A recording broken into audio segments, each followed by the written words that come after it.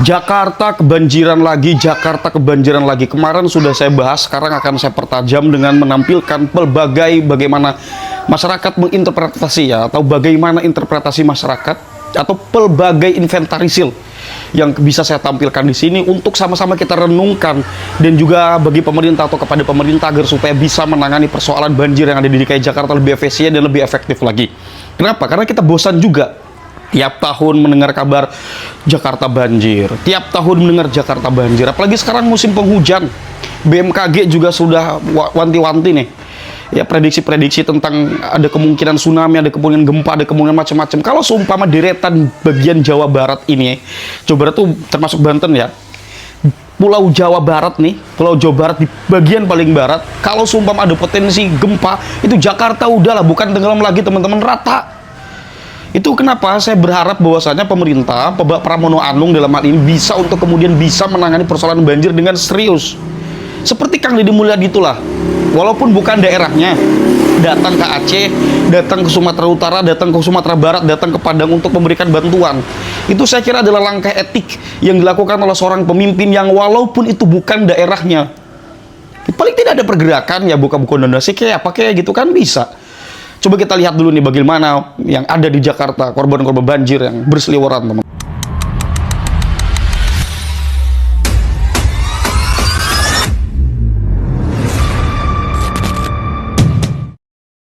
Jakarta sudah terkena banjir rob. Buat teman-teman semua, tolong hindari beberapa titik dan wilayah-wilayah yang terkena dan terdampak banjir rob. Menurut laporan BPBD, ada 11-12 titik yang terkena dan terdampak banjir rob. Daerah Kamal, Muara Angke, Pluit, Penjaringan, Sunda Kelapa, Kalibaru, Merunda, Baywalk Pluit, Muara Baru, Blencong Merunda, dan RE Marta Dinata. Hari ini aja di wilayah Jakarta Utara sudah tergenang oleh air laut di bagian pesisir Jakarta Utara dan sudah menutup setengah ruas jalan. Jadi buat teman-teman semua, tolong hindari aktivitas-aktivitas khususnya di wilayah yang tadi aku sebut. Hindari aktivitas di wilayah pesisir. Pantau terus BMKG, BPBD, share video ini agar teman-teman dan saudara kamu tahu semua informasi tentang terkait banjir rob. Selalu stay safe buat kalian semua. Guys, saat ini Tanggul laut yang bocor di Jakut akhirnya ditambel. Tapi kok cuma pakai karung sih?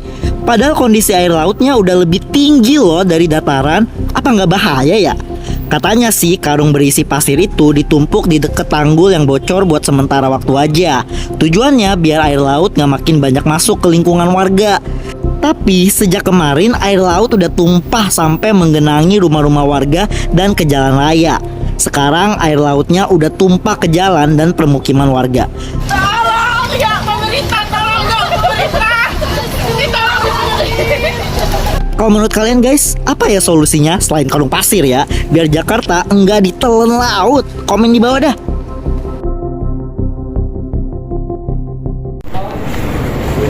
Tinggi air laut semakin naik.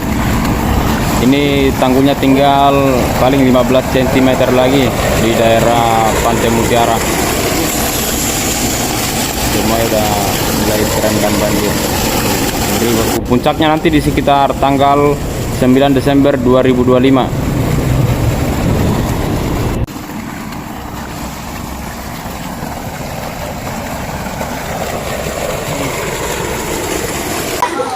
Banjir pasang atau banjir rob di wilayah RT 06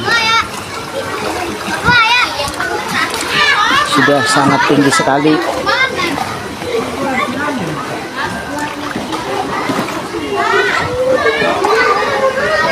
Di depan Jakarta International Stadium ya, tepatnya itu banjir rob. Jadi buat teman-teman yang bawa kendaraan harap hindari jalur bawah.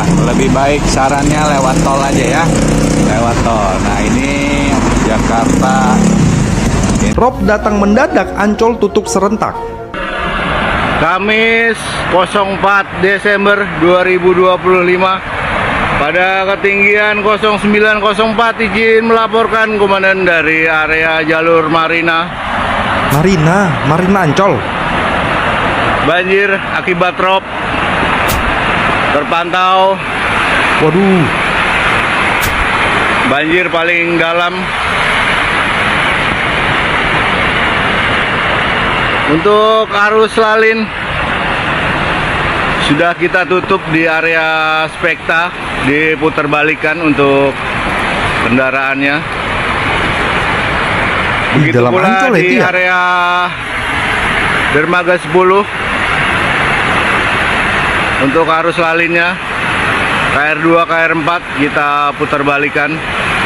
Oke, jadi BMKG sendiri itu telah mengeluarkan peringatan dini terkait potensi banjir rob di wilayah pesisir utara Jakarta. Nah, katanya banjir ini disebabkan oleh fenomena pasang air laut maksimum yang terjadi bersamaan dengan faktor cuaca yang menghambat laju air menuju laut nih. Kawasan yang paling terdampak di sekitaran Ancol adalah Dermaga Marina dan juga beberapa area pesisir di Taman Mini Jaya Ancol. Nah, hingga saat ini tidak ada laporan penutupan seluruh kawasan Ancol secara serempak nih. Namun manajemen biasanya melakukan penutupan sementara di area-area tergenang parah, misalnya gerbang masuk tertentu atau dermaga. Pihak Ancol juga menyiagakan puluhan mesin pompa dan juga memantau kondisi pasang surut air laut secara berkala. Oke, kalau yang gue tahu ya, daerah sana tuh memang begitu sih. Bahkan yang gue tahu tanggul-tanggulnya itu kan memang sudah dari dulu ada, dan ada beberapa video dulu gue pernah lihat itu juga udah sempat rembes. Ya kalau gue pribadi sih berharap sih ini bisa ditanganin gitu loh secepatnya, jangan ditunda-tunda, jangan sampai udah terjadi, udah kejadian, baru pada sibuk gitu. Coba deh, kalau menurut kalian Mas Pramono,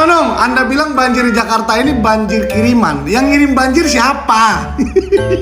Karena memang banjir yang terjadi di Jakarta sekarang ini boleh dikatakan mayoritas hampir 90% lebih adalah kiriman. Karena curah hujan di Jakarta sendiri cukup rendah, Mas. Tetapi kami tidak mau menyalahkan siapapun. Saya mohon maaf yang sebesar-besarnya terhadap warga Bogor atas musibah yang dialami pada saat ini, banjir yang meluapnya luar biasa termasuk di Sungai Cijayan. Saya turut prihatin kepada warga Jabodetabek, Jakarta dan Jawa Barat yang sekarang sedang terkena musibah banjir.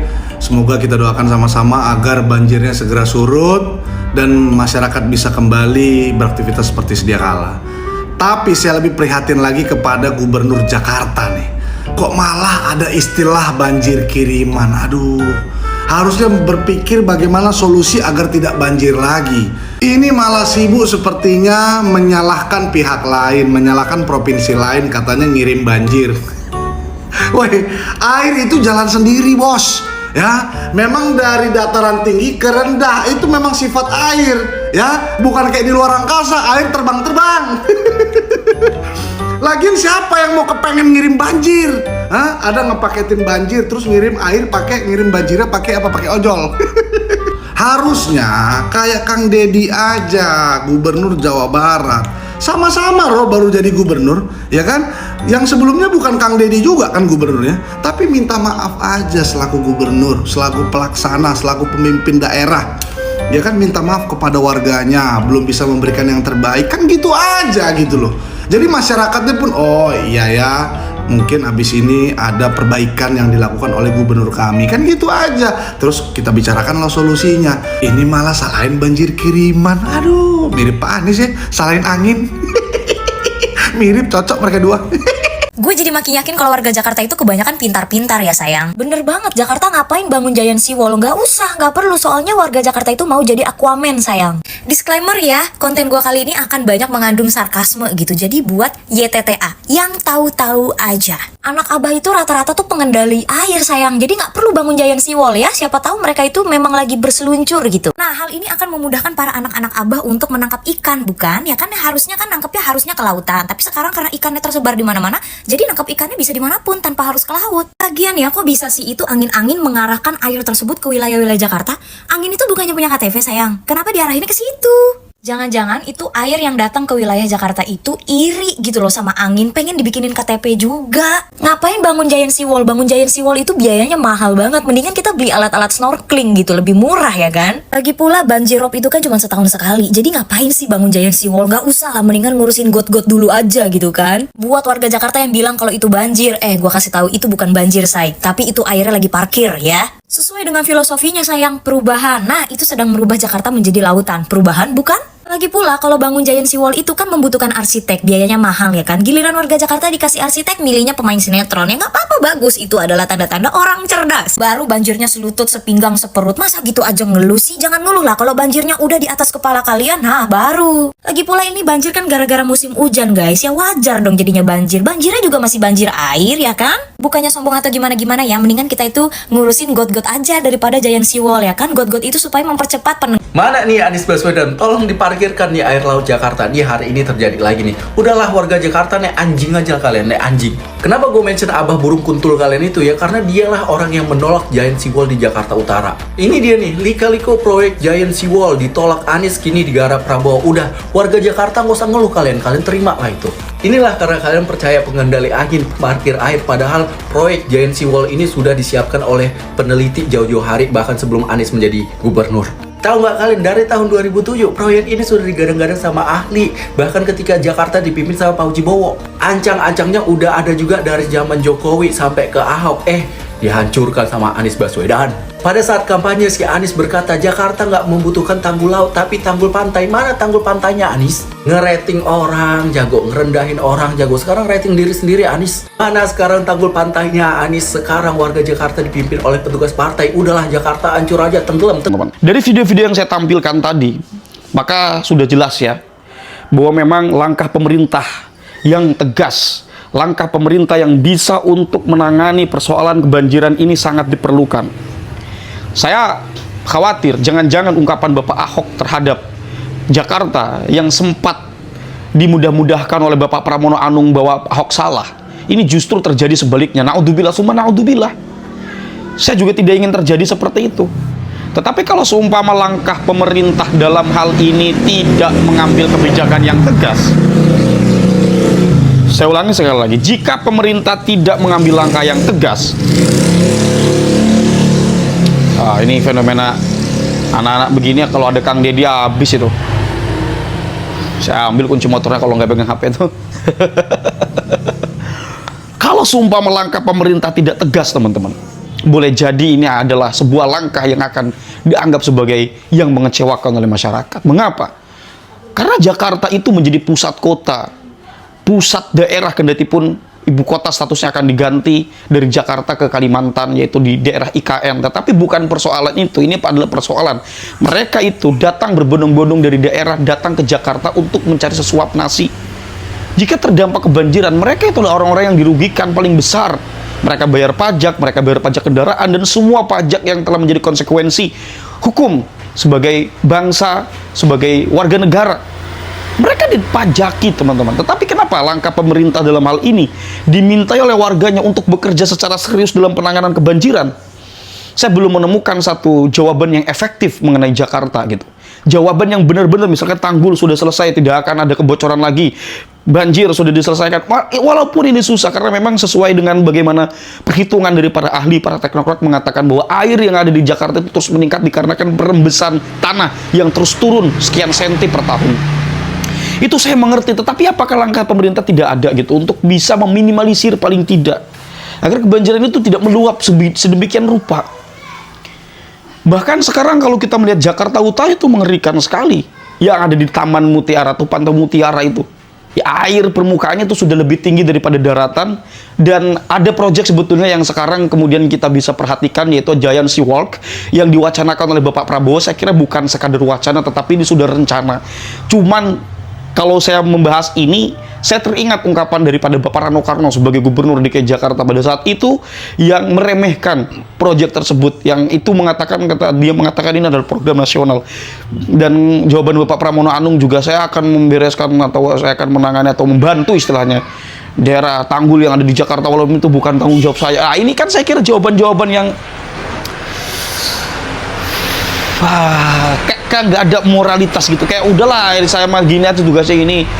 Itu sangat positivistik sekali ya, jawaban yang sangat positivistik dan pragmatis itu saya sebut ya, jawaban dari Bapak Pramono Anung itu ketika dihadapkan dengan bagaimana persoalan kebanjiran yang ada di DKI Jakarta.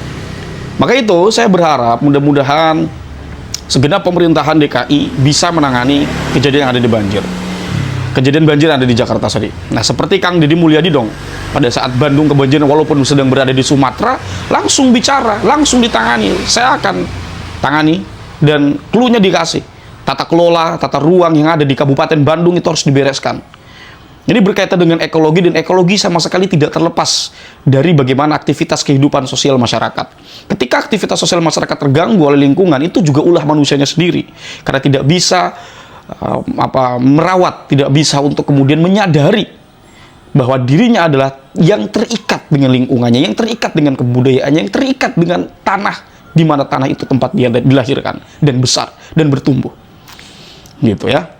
Jadi ini saya kira hal-hal yang dapat saya sampaikan kepada pemerintah DKI Jakarta, dan juga saya mengajak diskusi kepada teman-teman jika memiliki pandangan yang bisa untuk ditawarkan, kita bisa diskusikan di dalam kolom komentar dengan cara yang baik dan argumentatif agar supaya kita mendapatkan pengetahuan yang bermanfaat untuk kita semua. Kurang lebihnya saya mohon maaf, dan Allahu wa iyyakum ajmain. Wallahu huwal muwaffiq ila aqwamit thoriqin. Wassalamualaikum warahmatullahi wabarakatuh.